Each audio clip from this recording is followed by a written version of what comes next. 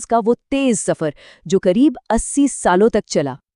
ये जो टाइमलाइन है ना, ये पूरी कहानी को एक नज़र में दिखा देती है। देखिए, पहली जनरेशन में थे वैक्यूम ट्यूब्स और कंप्यूटर पूरे पूरे कमरे जितने बड़े होते थे। फिर दूसरी जनरेशन में आए ट्रांजिस्टर्स, जिनसे कंप्यूटर छोटे और तेज हो गए। तीसरी में आई इंटीग्रेटेड सर्किट यानी आईसी चिप्स, और कंप्यूटर और भी छोटे हो गए। और फिर आई चौथी जनरेशन माइक्रो प्रोसेसर की, जिसने एक चिप पर पूरा का पूरा कंप्यूटर फिट कर दिया और उसे हमारी जेब तक पहुंचा दिया। और आज हम 5वीं पीढ़ी में हैं, आर्टिफिशियल इंटेलिजेंस के दौर में।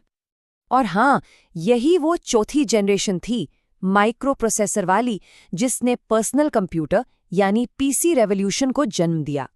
इसी दौर में एप्पल और माइक्रोसॉफ्ट जैसी कंपनियां सामने आईं और उन्होंने कंप्यूटर को हर घर का हिस्सा बना दिया। तो अब हम आ गए हैं आज के दौर में, एक ऐसा युग जहां कंप्यूटर सिर्फ कैलकुलेशन नहीं करते, नहीं, वो अब सीख रहे हैं, समझ रहे हैं और कुछ हद तक सोच भी रहे हैं।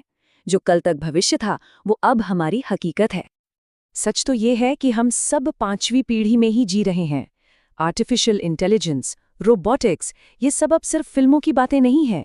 जब भी कोई सिरी या अलेक्सा से बात करता है या चैट जीपीटी इस्तेमाल करता है, तो असल में वो 5वीं पीढ़ी के कंप्यूटर से ही इंटरैक्ट कर रहा होता है। तो सोचिए, ये सफर हमें कहाँ से कहाँ ले आया। उंगलियों पर गिनती से शुरू करके हम आज उन मशीनों तक पहुंच गए हैं जो सोच सकती हैं। ये इंसानी जिज्ञासा और कुछ नया करने की चाहत का ही तो नतीजा है। क्या कमाल की यात्रा है ये। और आखिर में एक लाइन है जो इस पूरे सफर को बहुत खूबसूरती से बयां करती है।